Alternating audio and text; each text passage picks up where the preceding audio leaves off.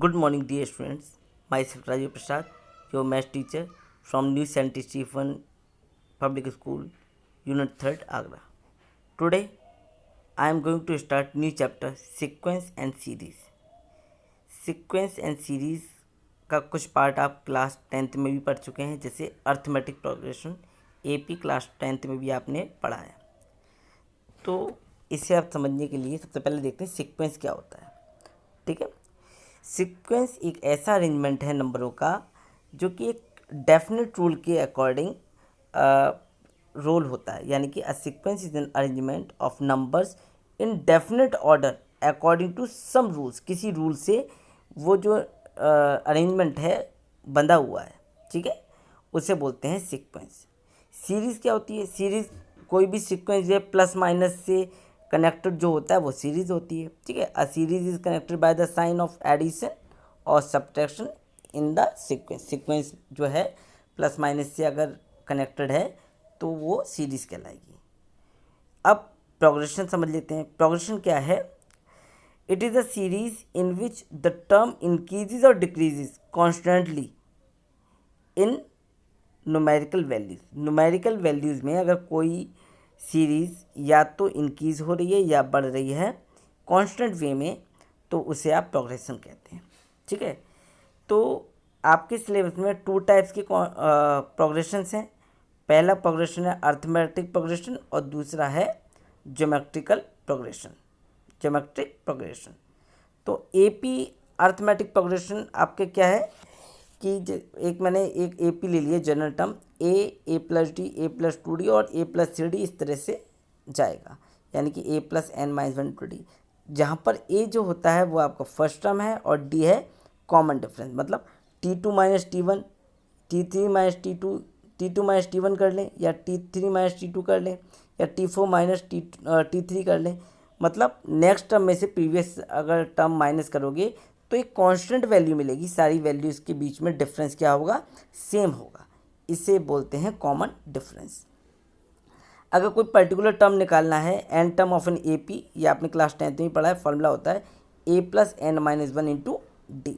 ठीक है, सम of AP, अगर आपको लास्ट टर्म नहीं दिया है, ठीक है, कॉमन डिफरेंस दिया है और फर्स्ट टर्म और नंबर ऑफ टर्म दिए हैं, तो फॉर्मूला लगेगा n/2 2a plus N minus 1 into D. ठीक है, इसी तरीके से अगर बाय द वे आपको एन टर्म दिया है, लास्ट टर्म दिया हुआ है, आपको एल दिया हुआ है, तो आप फॉर्मूला डायरेक्ट लगा सकते हो n/2 a प्लस एल। इस फॉर्मूले की मदद से भी आप, ये दोनों फॉर्मूले ही सम के हैं, पर आप ये देख लीजिएगा, अगर लास्ट टर्म दिया हुआ है तो a प्लस एल लगा देंगे, यानी कि n/2 a प्लस एल। अगर लास्ट टर्म नहीं दिया है तो आप क्या लगाओगे? n/2 2a plus N minus 1 into D. ठीक है, इस बात का बड़ा ध्यान रखना है आपको। ये सब चीज़ें आपने क्लास 10th में पढ़ी हैं, तो आई होप आसानी से आपको समझ में आ गई होगी। सीक्वेंस, सीरीज और प्रोग्रेशन में डिफरेंस समझ में आ गया होगा। ओके, शायद ये आपको डिफरेंस नहीं मालूम होगा। अगला देखते हैं, सॉरी, अर्थमेटिक मीन। मीन हमने क्लास 10th में ही पढ़ा है। मीन क्या होता है? एवरेज वैल्यू होती है, तो वही है अर्थमेटिक मीन ही हम निकालते हैं। तो लेट हमने ये माना ए और बी 2 नंबर हैं, तो अर्थमेटिक मीन ए और बी के बीच का अर्थमेटिक मीन क्या होगा? A is equals to A plus B upon 2। ठीक है, दोनों को ऐड करो, ऐसे ही जितने नंबर हैं वो अभी 2 नंबर के बारे में डिस्कस करते हैं, तो A plus B upon 2। Properties of A P important, इसे आप ध्यान में रखिए स्टूडेंट। ठीक है, हम 3 नंबर जब भी लेंगे एपी में क्वेश्चन को सॉल्व करने के लिए, तो हमें क्या लेना पड़ेगा? A minus D A plus D. शायद कुछ बच्चों ने 10th में भी इस्तेमाल किया हो इस चीज़ को। अगर 4 नंबर लेना है तो हम लेंगे ए minus 3d, A minus D, A plus D और ए प्लस 3d। ये 4 नंबर हम इस तरह से सपोज करेंगे। प्रॉपर्टी नंबर 3, अगर प्रोग्रेशन में, ठीक है, एपी में सेम कांस्टेंट नंबर को हर टर्म के बीच में ऐड कर दो या सब्ट्रैक्ट कर दो, जो रिजल्टिंग सीरीज़ मिलेगी, रिजल्टिंग सीरीज़ जो मिलेगी वो होगी हमारी एपी में। if a constant is added or subtracted to each term of an AP, the resulting series is also an AP. Okay इसी तरीके से अगर किसी AP के हर एक टर्म में मल्टीप्लाई कर दिया या डिवाइड कर दिया किसी कांस्टेंट टर्म से, कांस्टेंट वैल्यू से, तो जो सीरीज़ रिजल्टिंग सीरीज़ मिलेगी वो भी AP में होगी. Property number 4, if each term of an AP is multiplied or divided by a constant, then the resulting series is also an AP. Okay. Property number 5, if n arithmetic mean are inserted. Property number 5 देख लीजिए. Between two numbers A and B, A और B के बीच में हमने बहुत सारे arithmetic mean लगा दिए, A1 A2 A3 AN, जैसे आप नीचे देख सकते हैं. तब क्या होगा, ये बहुत इंपॉर्टेंट प्रॉपर्टी, ध्यान से समझिए.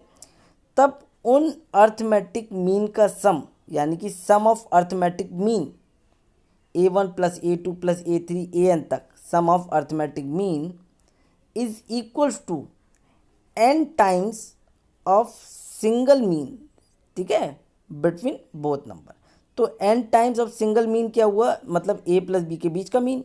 तो n का बस मल्टीप्लाई कर दे. कितने अर्थमेटिक मीन है, मान लीजिए 5 है, तो 5 का रख देंगे 5 × 2, तो उनका सम हम आसानी से निकाल सकते हैं. आई होप ये प्रॉपर्टी समझ में आई होगी. तो जितने भी अर्थमेटिक मीन का सम बीच वाला होगा वो होगा n times of single mean. ठीक है, n times of mean between them, mean between numbers. ठीक है, आपको शायद ये समझ में आ गया हो. अब देख लेते हैं, कुछ क्वेश्चन सॉल्व किए हैं. एक्सरसाइज 9.1. 9.1 एक्सरसाइज बहुत आसान है. इसका मैंने एक क्वेश्चन सॉल्व कर दिया है, बाकी क्वेश्चन आप खुद करेंगे, क्योंकि इसमें टर्म वैल्यूज़ निकालनी है. बस वैल्यू पुट करनी है, constant value, put the value, get your answer. बस मुश्किल से 10 मिनट की एक्सरसाइज है ये, इससे बड़ी एक्सरसाइज है नहीं है.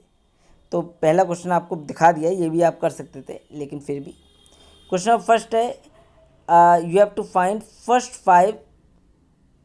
Five terms of an AP. तो AN आपको दिया हुआ, जनरल टर्म आपको दिया हुआ AN is equal to n plus 2. ठीक है, फर्स्ट टर्म निकालना है, तो फर्स्ट 5 टर्म निकालना है, तो n की जगह 1 रखो, आपका 3 आएगा. n की जगह 2 रखो, 8, 3 रखोगे 15, 4 रखोगे 24 और 5 रखोगे 35. इसी तरीके से पूरी एक्सरसाइज में यही काम करना है, और बड़े ही जल्दी ये एक्सरसाइज कर लोगे. कुछ बच्चे जो हैं वो 10 मिनट, मैक्सिमम 10 या 15 मिनट्स ही लगेंगे इस एक्सरसाइज को सॉल्व करने में. डू इट, है ना. अब एक्सरसाइज 9.2 पे आ जाते हैं. मैंने AP के सारे कॉन्सेप्ट आपको बता दिए हैं, समझा दिए हैं. अगर कुछ रह भी जाता, मुझे लगा कि इसमें ये नहीं बताया, मैं आपको बाद में ज़रूर बताऊँगा. ठीक है, अब एक्सरसाइज 9.2 आ जाइए. AP से रिलेटेड है ये भी एक्सरसाइज. इसमें लिखा है find the sum of odd integer from 1 to 2001. तो 1 से लेके 2001 तक आपको ऑड नंबर का सम बताना है. देखिए, ध्यान रखिएगा, फ्रॉम लिखा है, बिटवीन लिखा हो तो हम 1 काउंट नहीं करते. इस चीज़ का बड़ा ध्यान रखिएगा. बच्चे यहीं पे गड़बड़ करते हैं कि क्वेश्चन को समझ नहीं पाते हैं, फ्रॉम है या बिटवीन है, और वो गलती कर देते हैं. अब फ्रॉम लिखा है 1, तो यानी कि 1 काउंट होगा. 2001 मतलब 2001 भी काउंट होगा. तो इसका मतलब first odd number will be 1, second क्या होगा 3, थर्ड क्या होगा 5, ऐसे ही सो ऑन. कहाँ तक जाना है हमें, 2001 तक. अगर हम इसको AP सीरीज़ देखें तो ये AP बन रही है. तो फर्स्ट टर्म A हो गया. कॉमन डिफरेंस हर एक के बीच में 2 का है, T2 माइनस T1 कर दें, 3 minus 1 which is nothing but 2 आएगा. ठीक है, और लास्ट टर्म जो दिया है 2001, आपको n नहीं पता कितने टर्म आएंगे. तो सबसे पहले n नहीं पता, n तो का तो रोल सबसे ज़्यादा होता है, तो n हमें फाइंड करना पड़ेगा. ठीक है, तो n निकालने के लिए हमने Tn वाला फॉर्मूला निकाला. Tn is equals to A plus n minus 1 into D. तो Tn कहाँ तक निकालना, लास्ट टर्म 2001. A आपको दिया हुआ 1, n आपको पता नहीं, d आपको दिया है 2. After solving this you will get n is equals to 1001. Okay, अब आपको सम निकालना है. जब n पता चल गया और लास्ट टर्म l पता है, तो आपके पास फॉर्मूला क्या होता है, S N equal to N by two A plus L.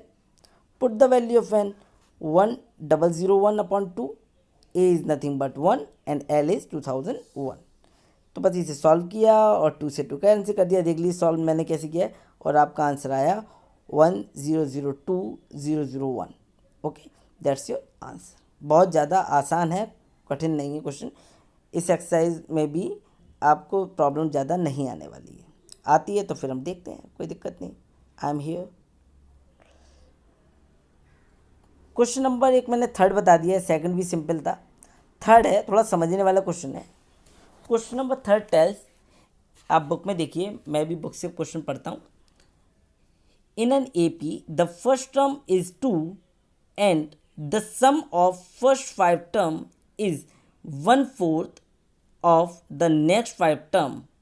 यानी कि फर्स्ट 5 टर्म का जो सम है वो 1/4 है नेक्स्ट 5 टर्म से. ठीक है, आपको ये बताना है show that 20th term is -112 112. ठीक है, ये आपको बताना है. तो S5 first A equal to आपको 2 दिया हुआ है. फर्स्ट 5 टर्म का सम जो है मैंने लिख भी दिया. फर्स्ट 5 टर्म का सम जो है S5 equal to 1/4 of sum of next 5 term. ठीक है, तो सम ऑफ नेक्स्ट 5 टर्म आपको कैसे निकालना है भाई. आपको अगर मैं इससे समझाऊं, आपको दिया हुआ है ये फर्स्ट 5 टर्म तक की लाइन मान लीजिए ये है. ठीक है, और आपसे बोल रहा है कि यहाँ तक की सम निकालना है, मतलब नेक्स्ट 5 टर्म्स. तो आपने क्या करना क्या है, अगर आपको इसकी वैल्यू निकालनी है, मान ली दिस इज़ अ रो, आपको इसकी वैल्यू निकालनी है, तो आप क्या करोगे, पूरे की वैल्यू निकालो और उसमें से पहली वैल्यू ये जो है हटा दो. ठीक है, यही करोगे आप. ठीक, इस पूरे रूप में से आपको इसकी वैल्यू निकालनी है तो कंप्लीट में से इसे माइनस कर दो. तो वही काम यहाँ पे हमने किया है. S10 में से S5 माइनस कर दोगे तो आपका काम बन जाएगा. अब ये देखो 4 इसका मल्टीप्लाई मैंने इसके साथ कर दिया. 4S5 is equals to 5S10 minus 5S5 मतलब सम ऑफ 5 टर्म्स. इसको इधर ले गए. अभी मैंने देख लिया कुछ गलत सा लग रहा है आपको, ओवर राइटिंग सी लग रही है. हुआ क्या, मैंने यहाँ से 4 की तब ले गया तो 3 लिख दिया, गलत हो गया था. तो आपको ध्यान रखना पड़ेगा ये सब बातों का भी. तो यहाँ पे गए तो ये S5 लेफ्ट हैंड साइड पे जाएगा तो 5S5 और इक्वल टू S10. अब बस अब हमें क्या करना है, फॉर्मूला लगाना है. कौन सा फॉर्मूला, एन देखो एन मालूम है, एल तो मालूम नहीं है लास्ट टर्म, तो इसलिए n/2 2a plus n-1 into D का फॉर्मूला दोनों तरफ हमने लगा दिया. दोनों तरफ लगाने के बाद डी सॉल्व करके आया -6. ठीक है, डी हमें निकालना था बिकॉज हमें 20th टर्म निकालना है. 20th टर्म के लिए एन तो 20 है लेकिन डी नहीं है, तो डी निकालने के लिए हमने ये इस स्टेटमेंट के सहारे लेके डी की वैल्यू -6 निकाल ली. फॉर्मूला क्या होता है टर्म निकालने के लिए, Tn is equal to A plus n-1 into D. 20th term निकालना है तो A2 n20 -1 which is 19 into D -6. तो यानी कि 2 - 114 और 140 में से 2 माइनस होगा तो -112 ये मिलेगा. तो यानी कि आपने निकाल लिया 20th टर्म कितना आ गया -112. इसी तरीके से इस एक्सरसाइज के बाकी क्वेश्चन आपको खुद करने हैं.